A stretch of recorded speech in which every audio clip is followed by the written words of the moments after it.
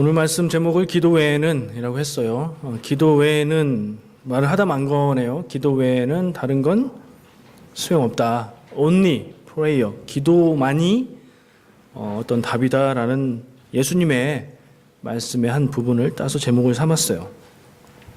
무슨 일이 있었냐면 제자들이 있었고요. 예수님의 제자들이 있었고 그들한테 어떤 사람이 찾아와요. 찾아와서 내 아들이 귀신 들려서 오래전부터 자꾸 죽으려고 하는 그런 일에 빠집니다. 내 아들에게서 귀신을 쫓아주십시오. 그러니까 예수님 얘기 듣고 왔는데 예수님이 안 계시니 당신들이 좀 해주십시오. 부탁을 받아요. 예수님은 어디 가셨죠? 예수님은 베드로와 야고보와 요한 세 명의 제자들과 함께 딴 데 지금 가셨어요. 산에 올라가셔서 모습이 변화되시고 그래서 예수님은 지금 나머지 제자들 곁에 없어요. 나머지 제자들은 자기들이 했어요. 귀신을 쫓아보려고 그 아이를 붙들고 여러 가지 방법을 동원해서 노력을 했어요. 근데 안 되는 거예요. 상태가 더 안 좋아지고 안 통해요. 그러고 있을 즈음 예수님께서 아까 그 세 명의 제자들과 함께 오십니다. 예수님이 무슨 일이냐? 귀신을 쫓아달래서 우리가 했는데 안 됩니다. 그 예수님이 딱 가서 한 번에 해결하십니다. 귀신을 쫓아버리세요. 그리고 나서 제자들이 나중에 사람들이 다 가고 나서 조용히 예수님한테 찾아와요. 그 세 명 말고 나머지 제자들이겠죠? 예수님을 찾아와서 주님, 왜 우리가 기도했는데 우리가 귀신을 쫓지 못했습니까? 이렇게 물어요. 그 질문에 대해서 예수님이 대답하신 내용이 오늘 본문 말씀이에요. 기도 외에는 이런 종류가 나갈 수가 없다. 그 말씀에서 이런 종류가 뭐예요, 그러면? 귀신이죠, 귀신. 오늘은 그래서 귀신과 기도 얘기를 하려고 합니다. 귀신을 쫓아야 되는데 기도로 쫓을 수 있다는 말씀이니까요. 귀신을 쫓는 것은 영적인 능력이라고 할 수 있어요. 영적인 능력이 기도에서 나온다는 말씀으로 들립니다. 여러분들은 귀신을 쫓을 만큼의 능력 있는 기도를 하십니까? 나는 나 정도 기도하니까 나는 이 예수님의 말씀처럼 누가 귀신이 있어서 내게 찾아오면 기도했을 때 그 능력으로 쫓을 수 있다. 자신 있는 분 한번 마음속으로 손들어 보세요. 찾아오지 않는 게 다행인 것 같아요. 그죠? 근데 어쨌든 기도해야 된다는 말씀을 들으면 좀 부담스러운 것도 사실이고 내가 기도 잘하고 있나 돌아보게 돼요. 한번 좀 더 구체적으로 생각해 볼게요. 워낙 예수님의 대답이 너무 단순해요. 기도 외에는 이런 종류가 나갈 수 없다. 바꿔서 말하면 기도만이 영적인 존재인 귀신을 쫓는 방법이다. 기도 외에 다른 방법은 없다는 얘기인데 너무 단순하잖아요. 어떤 기도요? 어떻게 하는 기도요? 제자들이 들으면서 여러 가지 생각을 했을 거예요. 아까 우리가 쫓을 때 기도를 안 하고 시작했나? 그래서 그런가? 우리가 평소에 기도를 안 하나? 기도가 부족한가? 정성이 부족한가? 막 이런 생각을 했을 거라고요. 저는 이런 생각을 해봐요. 예수님의 대답이 기도 외에는 나갈 수 없다. 기도를 하라는 얘기니까 기도를 자주 하라는 얘기신가? 아니면 기도를 길게 한 번 하면 그냥 몇 시간씩 하라는 그런 얘기신가? 아니면 기도를 깊은 경지에 기도의 레벨이 있다고 하니까 깊은 기도를 해서 하나님을 만나는 그런 기도를 해야 된다는 얘기인가? 이런 생각을 많이 해보게 돼요. 여러분들은 어떤 생각이 드십니까? 어떤 기도가 귀신을 쫓는 능력의 기도가 될까요? 그러면서 이런 생각하다 보니까 또 비슷한 생각이 드는 거예요. 우리나라의 재래 종교에서 무속인들이 귀신을 쫓잖아요. 굿을 하고 귀신을 달래고 이렇게 한다고 하잖아요. 근데 그 사람들 사이에서도 이 파워가 다르죠. 수준이 다르죠. 그 사람들처럼 영험한 기도를 하고 강한 신을 받아서 그렇게 영역이 세야 귀신이 나간다는 얘기처럼 들리는 거예요. 제가 아까 기도를 길게 해야 되나 오래 해야 되나 많이 해야 되나 이런 생각을 하다 보니까 여러분 어떻게 그건 아닌 것 같은데, 근데 비슷해요. 별다르지 않아요. 기도를 많이 하든 자주 하든 깊이 하든 기도를 해서 내 영적인 능력이 강해지면 귀신을 쫓을 수 있다. 이런 생각이라면 그 다를 게 없다는 거죠. 도사들도 있죠. 도사. 이 무속인들하고는 다른 방법으로 영역을 닦는 분들이에요. 돌을 닦아요. 돌을 들고 닦는 게 아니라 돌을 닦아요. 돌을 닦아서 영적인 능력이 막 대단해서 그분들이 뭐 어떻게 하면 귀신이 나가는 그런 능력이 있다고 하죠. 그런 거하고 다른데, 교회에서 얘기하는 능력은 다른 건데 뭐가 다르지? 어떤 지점에서 다를까? 이런 구분을 좀 할 필요가 느껴졌어요. 예수님의 답이니까 예수님에게서 그 길을 찾아야 돼요. 왜냐하면 예수님이 기도 외에는 기도가 답이야 라고 얘기하셨는데, 그것을 들은 제자들은 어떻게 생각하냐면 기도? 자기 기준으로 생각해요. 자기가 기도를 많이 하는 게 좋다고 생각하는 사람은 기도를 많이 해야 되는구나. 기도를 깊이 해야 된다고 생각하는 건, 하는 사람은 많이 하는 건 소용없어. 깊은 기도가 필요해. 자기 기준으로 생각하면 답을 준 사람의 기준과 다른 답을 찾게 돼요. 무슨 말인지 아시겠죠?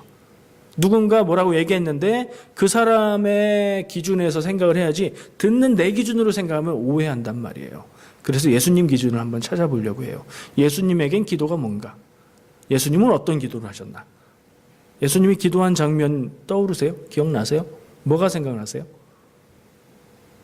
십자가 길을 가시기 전에 겟세마네 동산에서 땀이 피처럼 되도록 그렇게 기도하셨던 모습이 생각나죠? 예수님이 제자들한테 가르쳐 주셨던, 우리가 예배 시작할 때 고백한 그런 주님의 기도, 그것도 생각이 나요.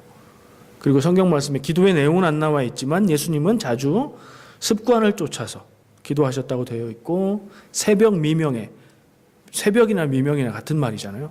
새벽은 아침 전이고 미명은 밝기 전이니까 어쨌든 남들 다 자고 있을 시간에 그때 기도하셨다라는 내용도 생각나요. 그걸 좀 추려보면요, 두 가지 사실을 깨달을 수 있어요. 예수님이 습관을 쫓아서 새벽 미명에 기도하셨는데, 그런 때 보면 꼭 그 기록이 있는 때를 보면 예수님의 사역이 굉장히 힘들든가 어렵든가 너무 잘 돼서 사람들이 예수님을 왕으로 세우려고 하든가 뭐 이런 때예요. 바빠서 힘들어서 기도하셨던 예수님이에요. 우리 바쁘고 힘들면 기도 못 하잖아요. 기도 생각날 때, 내가 필요할 때 기도하죠. 바쁠 때, 힘들 때는 정작 기도 못 하는데, 예수님은 바쁘고 힘들 때, 어려울 때, 중요한 때 기도하셨어요. 그럼 왜 그러셨을까요? 예수님이 공생의 사역을 하시는데 그게 꼭 필요했기 때문에 그래요. 사역을 하시는데. 기도는 뭐죠? 누구 만나는 거죠? 하나님을 만나는 거예요. 예수님은 기도하심을 통해서 힘들고 어렵고 지치고 유혹이 올 때 기도를 통해서 사역의 초점을 다시 생각했어요. 하나님이 나를 보내셔서 일하게 하신 게 이유가 뭐고 무엇을 해야 되는지를 다시 찾으셨고, 하나님과 교통, 하나님과 대화함을 통해서 하나님의 뜻을 들으셨고, 하나님이 주시는 능력을 얻게 되는 그런 시간이었던 것 같아요. 하나님의 능력에 연결되는 것이 기도라는 결론을 생각하게 됩니다. 또 다른 두 가지, 겟세마네 기도와 예수님이 가르쳐 주신 기도에서는 저는 순종이라는 단어를 떠올려요. 겟세마네 동산에 예수님의 기도는 특징이 있어요. 이 잔을 내게서 옮기시옵소서. 그러나 내 뜻대로 하지 마시고 아버지 뜻대로 하시옵소서. 마음대로 하세요가 아니라 아버지의 뜻에 제가 따라서 순종하겠습니다라는 결단의 기도였거든요.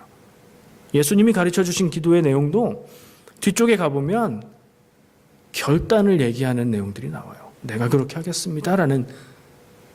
기도는 결단이다. 기도는 순종이다 하는 생각을 또 하게 돼요. 이 두 가지가 제가 예수님의 기도에서 찾은 초점이에요. 하나님의 능력에 연결된다는 점, 그리고 순종한다는 점. 우리가 생각했던 기도의 능력과 어떻습니까? 같아요? 달라요? 같죠? 똑같아요. 우리도 늘 이런 기도 생각하고 있죠. 그러나 가끔은 왠지 기도를 간절히 하면 하나님이 들어주실 것 같고, 기도를 많이 하면 하나님이 내 뜻대로 해주실 것 같은 생각이 드는데, 그건 우리의 마음이니 자연스러운 생각이긴 하지만 하나님이 우리 마음대로 움직이는 분은 아니시라는 걸 기억할 필요가 있어요. 주님의 기도는 이런 기도였고 주님이 말씀하신 기도 외에는 이런 것들이 나갈 수 없다라는 얘기의 기도는 그런 기도를 하라는 말씀이겠죠. 하나님에게 연결돼서 내 능력이 아닌 하나님의 능력을 구하는 기도. 내가 원하는 대로 되기를 바라는 게 아니라 하나님의 뜻대로 이루어질 것에 내가 순종하기를 결단하는 기도. 그런 기도가 귀신을 쫓는 기도라는 결론을 저는 내게 됐어요. 물론 이 말씀을 이런 관점에서 집중해서 보니까 이런 결론이 나오지만 기도에 대한 모든 답이 될 수는 없다고 생각해요.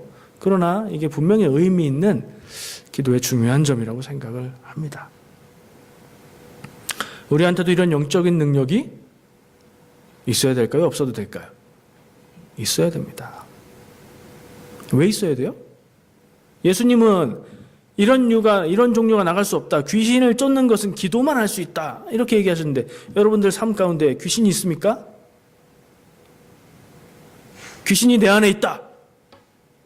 나는 귀신에 붙잡혀 있다. 있으세요? 제가 보기엔 없는 것 같은데요. 아니면 내 주변에 누군가 귀신 들린 사람을 본 적 있다. 있으세요? 그런 경험은 있으실 거예요. 있으실 건데 지금 있으세요? 나한테 찾아와서 너 예수 믿지? 예수 믿는 사람이니까 기도해서 나 귀신 쫓아줘 하는 사람이 있어요? 근데 왜 그런 영적인 능력이 필요할까요? 근데 얘기하다 보니까 이런 생각이 드네요. 성경에는 예수님 때는 분명히 귀신이라고 하는 귀신이 있는데 왜 지금은 없을까? 진짜 없나? 있나? 있다면 뭘까? 이런 생각이 들어요. 귀신 얘기를 해보려고 합니다.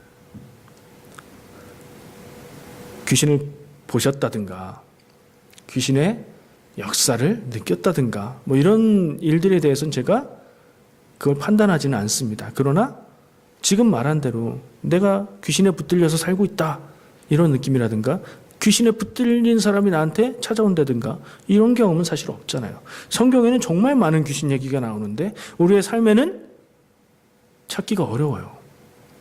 옛날에 어른들이니까 다 기억하실 것 같아요. 전설의 고향 있죠.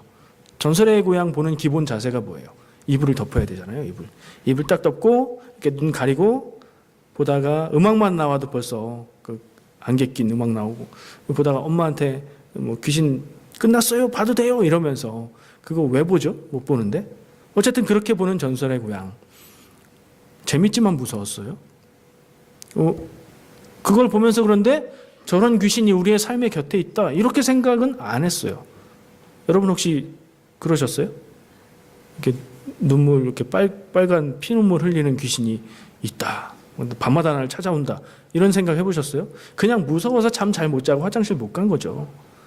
귀신 얘기는, 도깨비 얘기는, 저승사자 얘기는 지금도 드라마나 영화의 소재로 사용이 돼요. 문화적인 소재예요. 근데 그게 있어서 나에게 영향을 준다? 이렇게 생각하면 좀 치료받아야 돼요. 그런 분들은. 귀신이, 이거는 성경에 나오는 귀신이 아니군요. 제가 얘기하다 보니까. 그렇죠? 그냥 우리나라 사람들이 생각하는 한국 문화의 얘기가 나오는 귀신이에요. 그건 없는 거고 그러면 성경에 나오는 귀신은 있는 거다. 보셨냐고요? 느꼈냐고요? 경험했냐고요? 한 분이 있으면 나중에 얘기해 주세요. 지금 없다고 해 주셔야 말이 되니까. 뭘까요, 도대체? 성경에서 이야기하고 있고 이렇게 중요하게 다루고 있는 귀신인데 지금 우리 현대의 삶에는 그런 영향력을 못 느끼겠는데 뭐죠 이게? 영적인 싸움이 있다 뭐 이런 얘기를 많이 하는데 막연하게 들리지 실체가 잡히지 않는 이 귀신은 도대체 뭘까요? 나하고 관계 있는 얘기일까요? 관계없는 얘기를 이렇게 열올리면서 할 이유가 없죠. 성경의 귀신은 두 가지인 것 같아요. 성경에 나오는 귀신이라고 귀신 들렸다고 표현하는 경우들을 이렇게 보면 하나는 병 걸린 거예요. 병 걸렸는데 그 병든 것이 귀신 때문에 병들었다고 봐요. 하나는. 또 하나는 정신병이에요. 제정신 아닌 사람의 모습을 귀신에 붙들려서 저렇게 돼 있다. 상상이 그림이 그려지시죠? 성경의 이야기들 생각나시죠? 그 두 가지 경우가. 다른 말로 바꿔서 말하면 현대적인 시각으로 보면 병 걸리고 귀신 들리고 영적으로 혼란스러운 모습에 사로잡혀 있는 것들이 다 귀신의 일이다. 이렇게 표현하죠, 성경이. 그 관점에서 그 본질만 빼서 우리의 삶에 적용해 보면 우리의 삶에도 무엇이 있는지 생각해 볼 수 있을 것 같아요. 저는 그것이 인간을 파괴하고 인간의 삶을 하나님 앞에 나가지 못하게 붙잡아 두는 것이라고 생각해요. 물론 이게 귀신에 대한 모든 것을 포함하는 이거밖에 없습니다라고 얘기하는 건 아니에요. 그러나 귀신이라고 얘기하는 일 현상들의 본질을 찾아보니까 제가 보기에는 사람이 사람답게 살지 못하게 하는 것들, 병 걸려서 정신병이 있어서 어떤 어려운 문제 때문에 사람이 사람답게 살지 못하고 하나님의 자녀가 하나님의 자녀답게 살지 못하는 거, 그게 귀신이더라고요. 이건 분명히 있죠. 우리의 삶에도, 현대에도, 내 주변에도, 내 안에도 분명히 있어요. 이걸 느끼고 계십니까? 내 안에 나를 붙잡아 매놓고 있는 귀신 알고 계십니까? 뭔지 알 필요가 있습니다. 이걸 알지 못하고서는 잘할 수가 없기 때문에 그래요. 인격이 자랄 수 없고요. 일이 잘 풀려지지 않고요. 믿음이 자랄 수 없어요. 우리가 계속 얘기하고 있는 주님 손잡고 다시 일어서자, 주님 손 잡을 수도 없고 일어설 수도 없어요. 그 귀신에 매여 있는 한은. 여기 이 문제를 해결해야 되는 거죠. 그리고 그 답이 뭐래요? 예수님이 기도라고 하시잖아요. 그러니 기도가 중요한 거죠. 구체적인 얘기들을 해볼게요. 사도 바울이 이런 말을 했어요. 로마서 7장 19절에 내가 원하는 바 선은 행하지 아니하고 도리어 원하지 않으냐는 바 악을 행하는도다. 처음에 읽을 때는 이게 무슨 소린가, 말이 안 된다. 사람이 원하는 것을 하고 원치 않는 것을 안 하지, 어떤 사람이 원하는 건 안 하고 원치 않는 건 할까? 근데 깨닫게 됐어요. 사람이 정말 그렇구나. 다이어트는 언제나 내일부터잖아요. 내일부터 하는 다이어트가 우리의 삶을 변화시키지 못하죠. 날씬한 몸매는 원하는데 먹는 것은 내 입에 단 건 맛있는 거예요. 그죠? 우리 다 공감하는 얘기잖아요. 행복한 삶을 살기를 원하는데 그것을 위해서 해야 되는 일들은 하기 싫은 게 우리의 모습이잖아요. 건강하게 살고 싶지만 힘들게 운동하는 건 싫고. 맞잖아요. 사도 바울의 한 얘기들, 그 얘기 속에서 우리의 모습을 바라보게 돼요. 모순적인 모습을 보게 돼요. 이거를 이겨내고 견디는 사람들은 좀 더 성취를 많이 하겠죠. 그러나 이걸 완전히 이기는 사람은 없다고 봅니다. 내 삶에 나를 망가뜨리는 습관이 있어요. 사람의 습관이 사람의 인생을 결정하는데 좋은 습관은 나를 좋게 만들지만 나쁜 습관은 나를 망하게 만들어요. 그렇다면 그 습관이 내 귀신이네요. 지금 떠오르시는 거, 지금 이 얘기를 들으면서 그거 생각나시는 그게 여러분의 귀신이에요. 습관이 계속되면 어떻게 되죠? 중독됩니다. 중독하니까 떠오르는 거 있죠. 자연스럽게 연결되는 알코올 중독, 마약 중독, 또 다른 기타 등등 여러 가지 중독. 중독은 독이에요, 독. 독은 사람을 죽게 만들어요. 거기에 빠져서 헤어나지 못하면 그 인생은 망가져요. 근데 중독은 이미 질병이기 때문에 내 의지와 내 능력으로는 벗어날 수 없어요. 그래서 치료받아야 돼요. 그 치료가 가능한 게 뭐라고 얘기하는 거냐면 기도라고 얘기하는 거예요. 왜요? 기도는 누구의 능력이기 때문에? 하나님의 능력이기 때문에. 기도가 내 능력이 아니에요. 기도를 많이 해서 내 능력치를 갖는 게 아니에요. 귀신을 쫓을 수 있는 능력을 내가 소유하는 게 아니에요. 귀신을 제어하는 하나님의 능력에 연결되는 게 기도예요. 그게 여러분들의 삶에 있으십니까? 있어야 되나 심각하게 생각해 보셔야 돼요. 그래서 있어야 된다 이렇게 답이 나오시면 어떻게 기도해야 될까? 이걸 물어야 되죠. 계속 얘기해 볼게요. 우리의 삶에 있는 귀신들. 몸이 아파서 제대로 살고 싶어도 하고 싶은 게 많은데 그걸 못하는 삶이 있다면 그 병이 나한테 귀신이에요. 성경에 그런 병든 귀신 들린 사람들의 이야기가 많죠. 예수님은 그들을 병에서 해방시켜 주셨죠. 그리고 그들에게 자유하라고 구원받았다고 얘기해 주셨죠. 우리에게 가벼운 감기 이런 병들 말고 치유되기 어려운, 정말 어려운, 나 이것 때문에 너무 힘든 육체의 병이 있나요? 그것도 귀신이라고 할 수 있어요. 치료도 받아야 될 것이지만 하나님 앞에 기도할 필요가 있습니다. 또요, 생각이 삐뚤어지고 마음이 병들어서 모든 것을 바라볼 때 부정적으로 바라보고 내 책임은 생각 안 하고 남 탓하는 마음을 갖고 있다면 그것도 귀신이에요. 내가 좋은 방향으로 나가지 못하게 해요. 모든 책임을 남에게 돌릴 때 나는 좋아질 여지가 없어요. 왜요? 남이 다 잘못한 거니까. 그것도 우리가 풀고 해결해야 될 문제입니다. 돈에 사로잡혀서 매여서 산다면 돈이 나에게 귀신입니다. 돈에서 자유로울 수 있는 사람은 없어요. 돈 안 쓰고 살 수 있는 사람도 없어요. 근데 정상적으로 돈을 벌고 돈을 쓰고 절약하고 모으고 이러는 삶 말고 돈에 매여서 사는 거, 돈만이 인생의 목적인 거, 교회는 오지만 돈이 나에게 오게 하기 위한 수단으로 교회에 온다면 그것도 돈에 매여서 사는, 귀신에 붙들려 사는 거예요.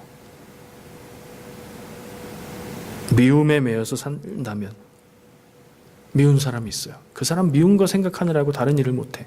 그 사람을 어떻게 해야 될까 그 생각하느라고 잠을 못 자요. 미움에 사로잡히면 귀신에 붙들린 거예요. 열등감에 묶여 있어요. 열등감은 어떻게 나를 사로잡냐면, 열등감은 내가 참 못났다는 느낌이잖아요. 그래서 너무 그게 부끄럽고 그게 드러나는 게 힘든 거잖아요. 그래서 남들이 아무렇지도 않게 아무 생각 없이 한 말과 행동들에 대해서 네가 나를 무시해? 이러는 거예요. 그런 마음, 그런 생각 들 때 있으세요? 그거 이기셔야 돼요.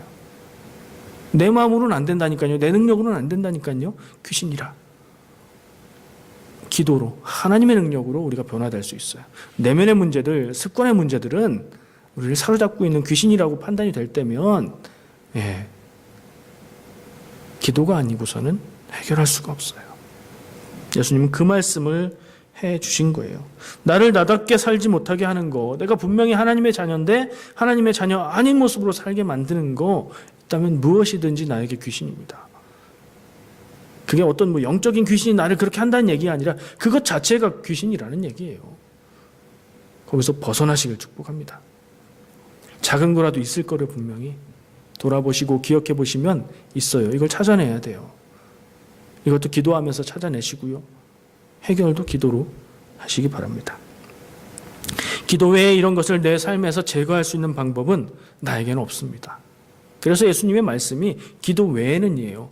이거는 기도 외에는 이런 종류가 나갈 수가 없다는 말은 우리말 순서하고는 조금 다른 문장이에요. 우리말 표현으로 바꿔 말하면 내 삶에서 귀신을 쫓아내고 귀신에게서 해방되게 할 수 있는 방법은 오직 기도뿐이다. Only prayer. 이렇게 되는 거죠.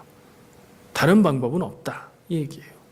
다른 방법이 없다니 우리가 기도를 집중해야 되겠죠. 무슨 기도를 어떻게 해야 될지 우리가 생각해야 되는 거예요. 내 삶의 습관으로 나를 중독시키는 것들을 습관으로 삼을 게 아니라 거기서 해방시키는 기도를 습관으로 삼아야 될 일이에요. 기도를 해서 내가 갖게 되는 능력이 아닙니다. 하나님의 능력에 연결되는 겁니다. 하나님의 능력이 나를 귀신으로부터 해방시킵니다. 기도는 하나님의 능력을 구하고 하나님이 인도하시는 길을 따르는 방법입니다. 귀신을 쫓는 능력을 제자들은 사실은 갖고 있었어요. 그래서 이 제자들이 겁도 없이 예수님 올 때까지 기다렸으면 좋았을 텐데 자기들이 수준이 안 되는데 모르고 겁도 없이 그걸 했어요. 왜 했냐면 지금 오늘 읽은 본문 말씀은 9장이죠.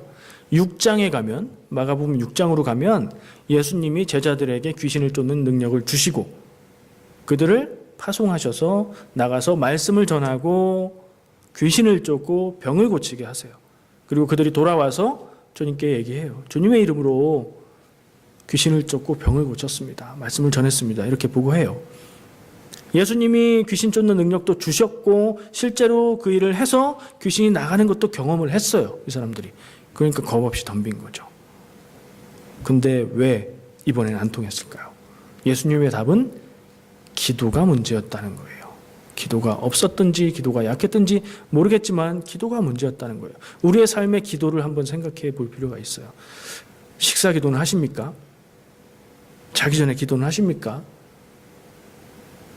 하루 안에 시간을 두고 하나님의 뜻을 구하고 내 삶을 돌아보고 기도하는 시간을 갖고 계십니까? 이건 필수예요. 이 세 가지는 기독교인이라면 필수예요. 그 몇 가지는 있는데 하나 없다 그러면 오늘부터 이걸 내가 어떻게 할 수 있을까 생각하시기를 바랍니다. 기도에 대한 생각 몇 가지를 얘기하고 마무리할게요. 기도는 어떻게 하는 거죠? 기도는 뭐죠? 어떻게 하는 기도가 제일 좋은 기도죠? 제대로 하는 기도는 뭘까요? 어떤 분은 기도는 무조건 양이다 이렇게 얘기해요. 그러니까 기도는 다른 거 필요 없어. 많이 하는 게 최고야 라는 얘기예요. 어떤 분은 기도는 양이 아니고 질이다. 바른 자세, 바른 태도를 가지고 기도하는 게 중요하다라고 얘기를 해요. 제 생각엔 두 가지 다 필요해요. 바른 자세, 바른 생각, 그러니까 하나님의 뜻을 구하고 하나님의 뜻에 순종하려는 태도 갖지 않고 기도하면 엉뚱한 기도를 하게 돼요. 내 마음대로 되게 해주세요. 나만 축복받게 해주세요. 이런 기도 하게 되거든요. 그건 잘못된 거죠. 운동선수가 운동을 하는데 기초 자세가 잘못됐어요. 근데 굉장히 열심히 연습해요. 잘못된 기초 자세를 가지고. 그럼 어떻게 돼요? 열심히 하다 보면 어느 정도는 되겠지만 수준 이상은 올라갈 수가 없어요, 능력이. 그래서 기본 자세가 중요해요. 그런 면에서 양보다 질이에요. 기도하는 태도, 자세, 기도에 대한 관점, 이게 시작할 때 중요해요. 그런 모든 것들을 이론적으로 다 알고 좋은 자세를 갖고 기도 안 하면요, 소용없잖아요. 기도에 대해서 강의를 할 수 있는 정도의 좋은 지식을 갖고 있는데 그분이 기도를 안 하면 소용없잖아요. 시작은 기도의 자세. 정말 기도는 하는 거예요. 하는 거. 많이 하는 거 좋고 자주 하는 거 좋고 깊이 하는 거 좋고 오래 하는 거 좋아요. 근데 바른 자세를 가지고 시작해서 해야 돼요. 또 한 가지 얘기가 있어요. 제 친구 목사님이 인터넷에 적어놓은 글인데 저도 보고선 막 웃었어요. 왜냐하면 어떤 사람을 얘기하는데 제가 아는 사람일 수도 있는데 이름은 안 밝히더라고요. 동기 목사님들 얘기예요. 동기 목사님들 중에 형이 있대요. 그 얘기 중에 나오는 형이 있대요. 그러니까 재수 삼수하면은 동기생들 가운데는 같은 학번 같은 동기지만 형이 되잖아요. 그 형이 누군지 몰라요. 그런데 그냥 이름을 안 밝혀서 그 형이 개척 목회를 시작하셨대요. 개척교회는 어때요? 개척교회 하면 뭐가 따라와요? 힘들다. 힘들어요. 사람들이 안 와요. 모든 면에서 힘들어요. 영적으로 힘들고 목회자로서 자기 정체성이 흔들려요. 내가 지금 잘하고 있는 건가? 그럼 그때쯤 뭘 하게 되죠? 기도원에 가게 됩니다. 유명한 기도원이 있어요. 하얀 돌산 기도원. 거길 갔대요. 거길 가서 들은 얘기가 있대요. 목회자들을 향해서 그런 얘기를 하더래요. 하루에 8시간 기도도 안 하면서 목사가 교회가 부흥하기를 바라냐? 8시간 기도해봐라. 무조건 부흥한다. 이렇게 얘기하더래요. 해보기로 했대요. 딱 와가지고 하루에 8시간 기도를 시작했대요. 하루 이틀 하고 나니까 이거는 인간으로서의 정상적인 삶이 안 되더래요. 그래서 좀 조정해서 하루 4시간. 근데 그것도 쉬운 일은 아니죠. 하루 4시간 기도를 한 달 했대요. 그랬더니 어떤 일이 일어났을까요? 기대하기로는 막 성도들이 오고 막 말씀의 능력이 불이 팍팍 나가고 막 이런 거를 기대했는데 그분의 얘기가 이랬대요. 한 달을 그렇게 기도하고 났더니 영적인 교만이 머리끝까지 올라차가지고 자기보다 기도 안 하는 사람들은 다 우습게 보이고 정죄하는 마음이 들더래요. 그러면서 결론이 뭐였냐? 야, 그거 다 소용없어. 니네 하지 마. 그러더래요. 너무 분위기를 무겁게 가가지고 이런 반응이 지금. 여기서는 한번 편하게 웃으셔도 돼요. 웃으시라고 하신 말씀 드리는 거지만 그 얘기 가운데 교훈이 있어요. 제가 좀 전에 기도는 양도 중요하고 질도 중요하다 이렇게 정리를 했죠. 근데 피해야 될 게 있어요. 기도를 하면서. 바른 자세도 중요하고 많이 기도하는 것도 중요한데 피해야 될 게 있어요. 기도뿐만 아니라 이 신앙생활을 하면서 열심히 할수록 피해야 되는 함정이에요. 영적인 교만에 빠지면 안 돼요. 나와 남을 비교하고 내가 더 낫지 이런 생각하는 거 다 헛고로 만드는 거예요. 그럼 이 기도에 대한 정리를 수정해야 되겠네요. 기도에 대한 좋은 자세, 하나님의 뜻을 구하고 순종하는 자세를 가지고 많이 기도하는데 영적인 교만에 빠지지 않도록 우리가 조심해야 된다. 이렇게 정리를 해볼게요. 저는 개인적으로 기도에 대해서는 그냥 개인적인 관점인데요. 데살로니가전서 5장 16, 17, 18절 말씀. 무슨 말씀이죠? 항으로 시작하는 건데. 항상 기뻐하라, 쉬지 말고 기도하라, 범사에 감사하라. 이것이 그리스도 예수 안에서 너희를 향하신 하나님의 뜻이니라. 이 말씀을 생각해요. 그러면서 우리에게 주어진 하루의 시간, 24시간, 잠자는 시간까지도 실제로 기도하는 행동을 하지 않는 시간까지도 기도의 마음으로 사는 자세가 중요하다. 이건 개인적으로 저는 그런 기도에 대한 생각을 갖고 있어요. 요약을 해보겠습니다. 얘기가 좀 많이 왔다 갔다 했으니까. 오늘 얘기의 주제는 뭐였죠? 2가지. 생각이 안 나시죠? 정리하면 생각 딱 나요. 예, 귀신과 기도에 대해서 얘기했어요. 귀신이 뭐라고 그랬어요? 오늘 이야기의 관점에서 사람을 사람답지 못하게 만들고 하나님의 자녀를 하나님의 자녀답지 못하게 만드는 우리의 삶을 붙들고 있는 그것. 이거 사실 바꿔 말하면 죄예요. 죄. 그게 귀신이고 그것을 우리의 삶에서 제거하는 해결하는 방법은 뭐예요? 기도인데 아까 3가지로 정리한 거 뭐라고 그랬죠? 기도는 좋은 자세, 바른 자세를 가지고 하나님의 뜻을 구하고 순종하는 것인데 기도는 많이 하는 게 좋고 그런데 많이 한다고 해서 영적인 교만에 빠지는 것을 조심해야 된다. 이런 얘기를 했습니다.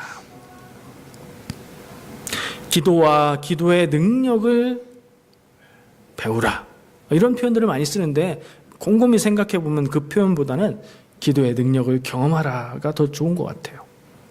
여러분들의 삶에 있어서 기도의 능력을 경험하시길 축복합니다. 기도가 그렇다는데 들어는 봤는데 기도함으로써 내 삶에 나를 망가뜨리고 있는 이 귀신을 제거하는 경험이 여러분들에게 있으시기를 축복합니다. 하나님의 뜻을 구하는 기도, 그 뜻에 순종하기를 결단하는 기도가 우리의 능력이 돼서 주님의 손을 딱 잡고 정말로 힘차게 다시 일어나는 삶이 되시길 축복합니다. 기도하겠습니다. 사랑과 은혜의 주님 감사합니다. 오늘 우리에게 주신 말씀 기억합니다. 우리 마음 가운데에